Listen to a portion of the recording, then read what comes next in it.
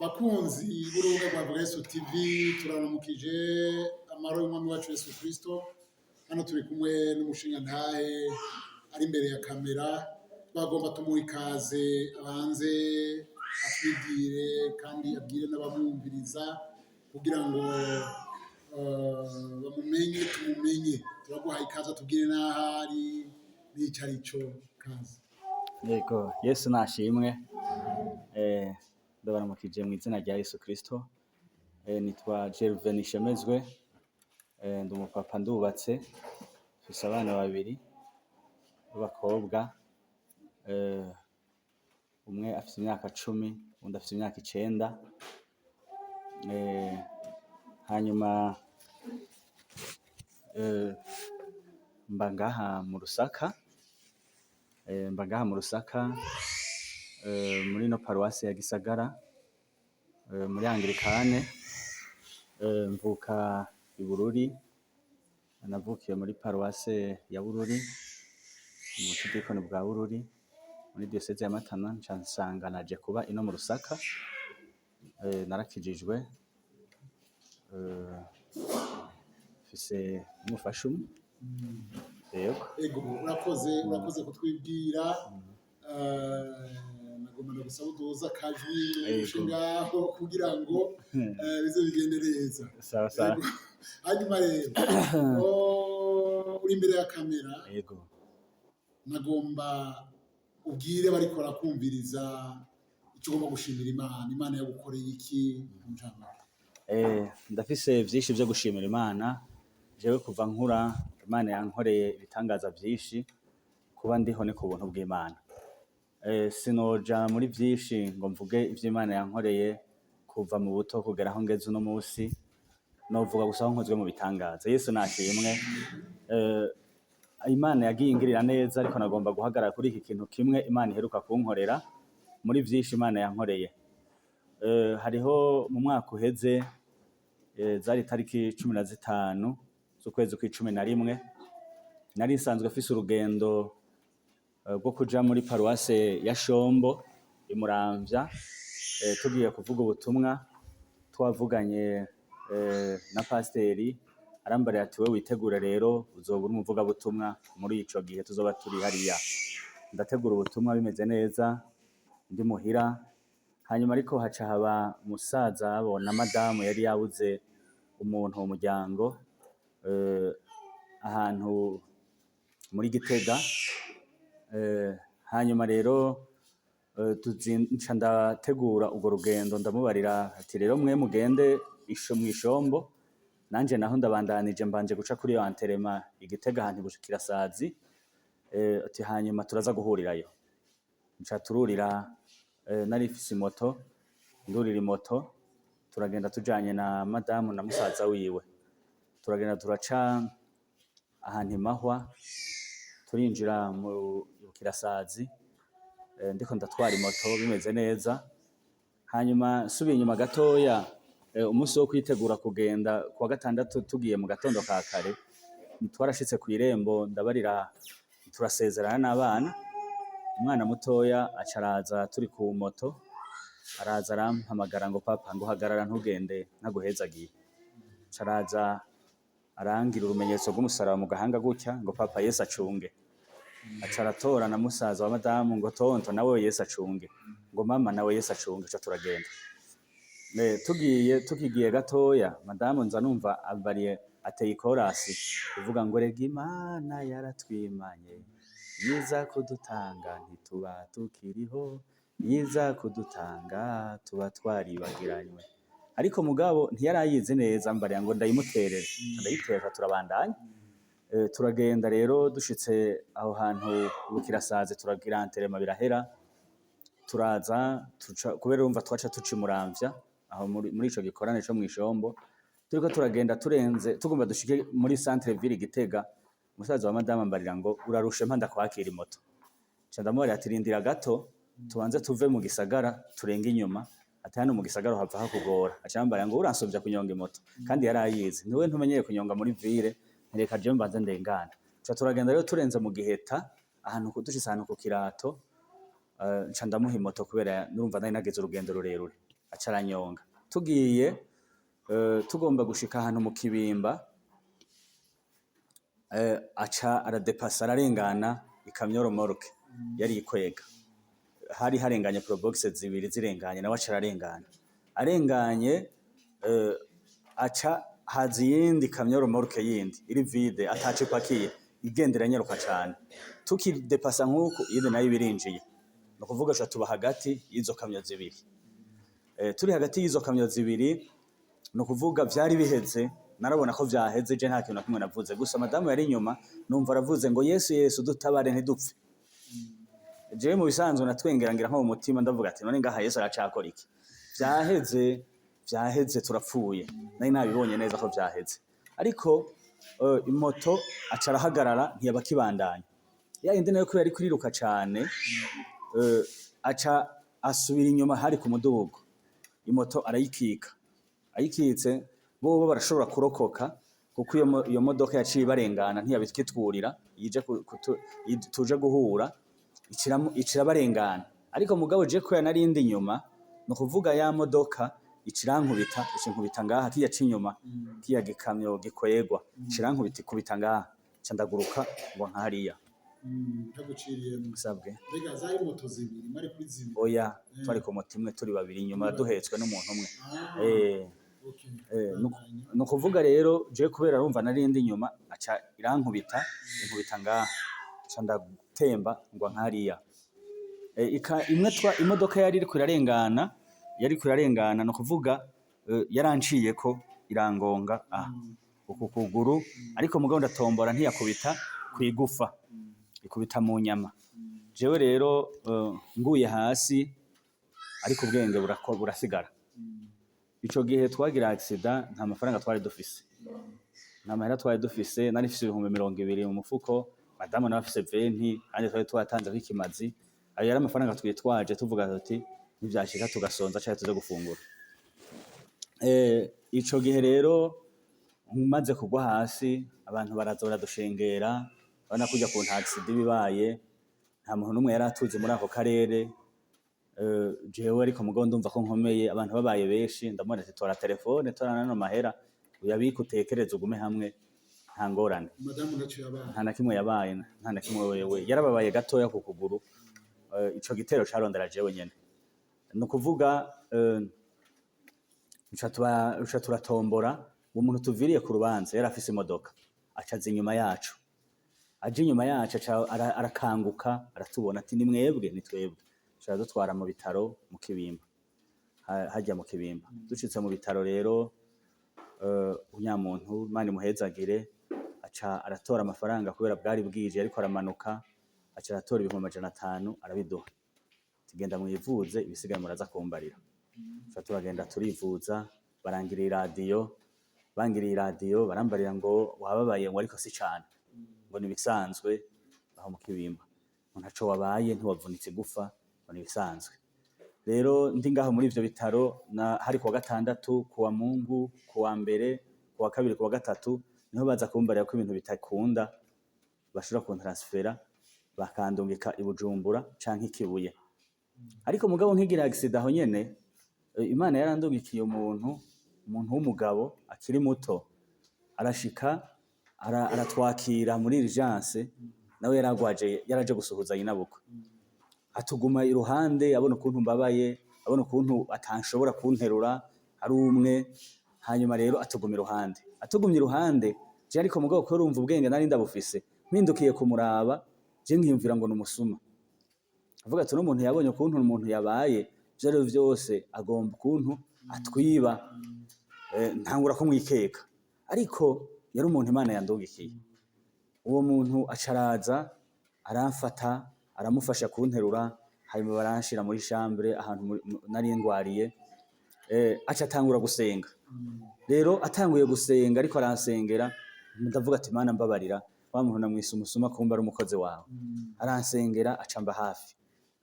Kuwa kabiri uwo nyinabukwe arakira, arataha, ariko aranka kumpeba angumako. Yari umukozi w'Imana kabisa, yari umukozi w'Imana. Navuze hariho abantu bakijijwe bashika neza ku musaraba. Ego, aranshuhiriza amazi arankanda, aranguma iruhande. Hanyuma rero kuwa gatatu bandungitse i Bujumbura no muri ambulance turajana. Gushikaho n'umudamu we washavura aramubaza ati none wewe mbega ntuzotaha? Ati ndacafasha wa muntu. Turashikana i Bujumbura anguma hagufi. I Bujumbura rero maze kuhashika kubera umuryango wari umaze kunyegera, abantu baca baraza kundaba, arabona gutaha aragenda. Mbandanije nshitse i Bujumbura muri hôpital militaire, cari igihe hari intambara muri Congo, abasoda bariko barapfa benshi cane muri Congo. Umudokiteri arambarira ngo wewe tekana, ntupfa, urababara ariko nta operation tukugirira, hariho abandi bihuta kugusumba kuko iyo mushitse ahantu nk'abantu barashe baca baravuga ati wewe ntitukwihutira, tuzoza turagutera imiti y'ububabare ariko mugabo ntaco uzoba. Numva ndababaye cane nanje ndemvye. Hanyuma rero bashize mu radio niho baca basanga kumbe naravunitse ngaha muri base.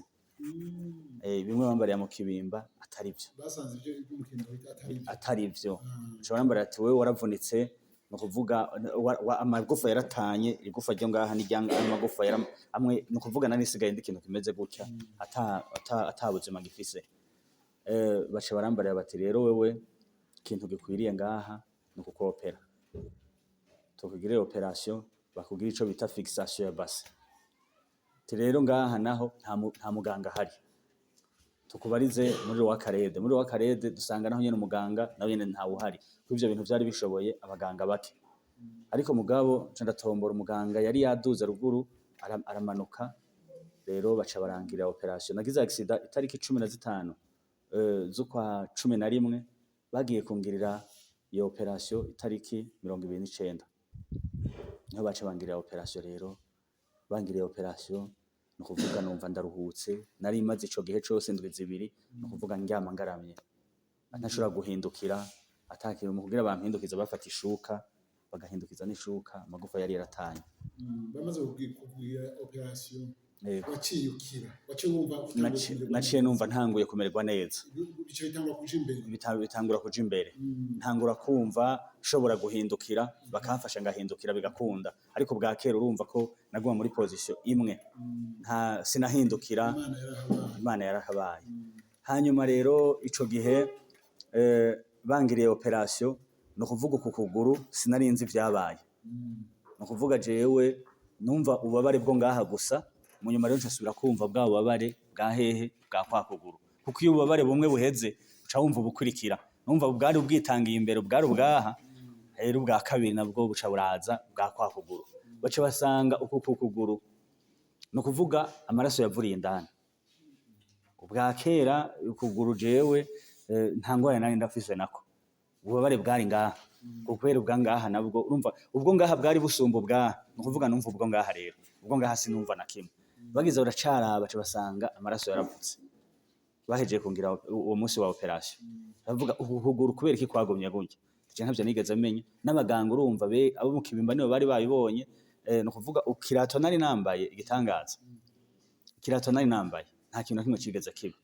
Je nari nzi ikirato bagitaye kuko uku kuguru hariho hariho inguma zitatu kandi nini. Je rero mbonye inguma zo ku kuguru nari nzi ko ikirato bagitaye, ariko ngeze ndacara basanga ikirato nta nakamanya, nticigeze gikunguka. Byari bitangaza sinumva. Urumva ni n'abadayimoni bari bagutegereye. Byari bitero mu ncamake. Hanyuma reka tuje imbere duse n'abasozera. Mbega none wakize haciye igihe kingana iki? No kuvuga igihe bangira operation izo tariki 29 z'ukwi11 itariki 29, no kuvuga kugira nkire uko vyagenze. Je n'Imana yankijije kubw'abaganga, kuko bo bari bambariye ngo ikimuga gisumba imva. Bisigura ngo bari babonye yuko no kuvuga naho bakoze ntazosubira guhagarara. Jewe ni kuvuga ariko sinatuye umutwe hasi, ariko mugabo nzoba ikimuga mu majambo make. Ariko Imana irambarira, harya Imana iravuga. Imana iravuga, batabizi bazombaze. Imana iravuga, haraje umukozi w'Imana araza arambarira ati we ndiko ndagusengera, Imana yambariye yuko uzosubira guhagarara, ntugire ubwoba.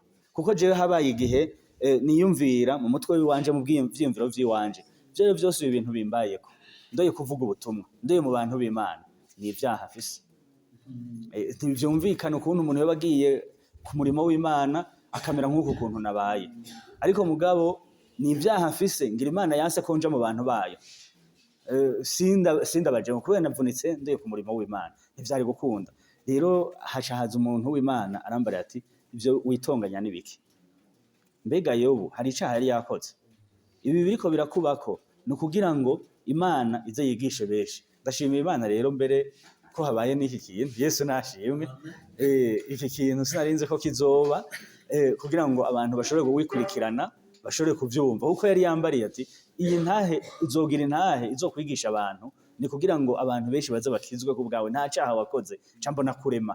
Ampa indirimbo y'196 hariho igitero kivuga ngo ivyago vyose nibikugerageza nivyo nirungikiye nibikubako nivyo nirungikiye kugerageza. Yesu nashimwe. Je rero ncandagira ambariye uko ngira ukwizera mu mutima yuko nzosubira guhagarara. Abaganga bari bambariye ko bitagikunda ariko bica birakunda. Rero ukwa kuguru bashobora gupasura ngaha baramara igihe bakurayo ya maraso mabi bya bintu bibi barabikurayo, ubu kuguru kwanje kwarakiza kumeze neza. Yego, hanyuma nca mu minsi mikeya ntangura kugendera ku ibekiye mbona birakunze kumpagarara. Nari ngwaranye n'abasoda, abo basoda baramfasha, haje abasoda bararinda baramfasha ndahagarara, hanyuma ntangura guhagarara numva birakunze, ntangura kugendera ku ibekiye birakunda. Hanyuma mu minsi mikeya mu kwa mbere nk'itariki 6 gutyo burya nari naduze. Yego, nca ndaduga nca ndazino ngendera ku mabekiye, ariko ushitse ngaha naho nyene Imana irasubira ambarira ati aya mabekiye mu minsi mike ugiye kuyata. Nta ndwi 2 nayagendeyeko, amabekiye nayo ndayataye, ntangura kugendera ku nkoni, inkoni nayo nyene ndayita. Hanyuma rero ubu bimeze neza, ndakomeye, ndabona bimeze neza cyane. Yego, byarahindutse.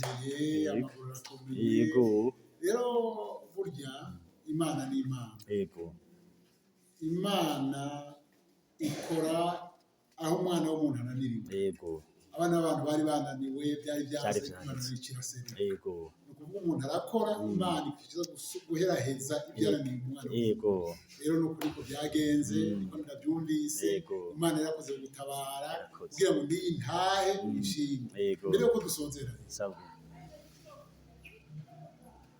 hariho abandi amaguru ari mu kirere, hariya mu bitaro. yego, Waremesheje iki? Ego, hariho abo benshi mbere, hari abo twari tugwaranye, hariho abo nasanzeyo, hari n'abo nasizeyo, hari abantu amaguru ari mu kirere bagira ukwizera. Imana yacu iyo ufitiye ukwizera, naratunzwe no kwizera, kuko hariho iyo umuntu afitaniye amasezerano n'Imana ukaba ubona ataco urashikako ku vy'Imana mwavuganye, naho abadayimoni bohaguruka nta na kimwe bogira umuntu. Abadayimoni bari bampagurukiye, bari bangiriye inzigo, bari bazi ko bampejeje banyishe, hanyuma ariko mugabo Imana iraza iratabara. Rero abantu nobahanura, umuntu afise ukwizera mu mutima azopfa hageze. Mu kuvuga naho nakize nzopfa, ariko mugabo gupfa kwe wanje si abadayimoni bazontwara. Oya, ni Imana izovuga ati iminsi yawe yo kuba ku isi irarangiye, nuze hageze bareme umuntu apfa hageze. Nta umuntu ntapfa ngo nuko abadayimoni bahagurutse, umuntu ntapfa ngo ni kubera ngo urumva umutego wabaye umutego. Ndabaremesheje bagira ukwizera. Urakoze cyane kubaremesha, umukozi w'Imana. Yesu aguhezagire cyane kandi yarakoze kukugirira neza, kwari kugira ngo uvuge ibyiza yagukoreye umwanya nk'uwo. Rero reka ndagusaba akanya gato, usenge akanya gato mu majambo angahe usengera abo bantu barembye bamerewe nabi. Yego, Uhoraho Mana Data wa twese uri mu ijuru, ndagushimiye kuri Imana utabara, ndagushimiye kuri Imana ubohora, ndagushimiye kuri Imana ukiza. Aho umwana w'umuntu ananiriwe wowe uraseruka ugatabara. None Mana Data wa twese uri mu ijuru, ndasengeye abantu bari mu bitaro, abantu bamanitse amaguru hejuru, abantu bagize amaksida. Mana ubatabare, ubasange hajya bari, ubakize nk'uko wankijije, ubatabare nk'uko wantabaye, ubahe ukwizera, ubaremeshe muri ibi bihe bigoye barimwo. Mana ubakize nabo baze bashinga intahe, kuko uri Imana itabara, urakoze ndagushimiye, amaboko yawe ni maremare, ubasange harya bari, ubagirire neza, ubarokore, ni mu izina ryawe ryera Yesu Kristo ndabisavye, amen. Bakunzi b'urubuga rwa Yesu TV, nagira ndabasabe igihe muzoba murakurikirana izi ntahe, ntimuzirengane mutazumvirije zose, wuguruye intahe uzumvirize yose. Yesu abahe umugisha.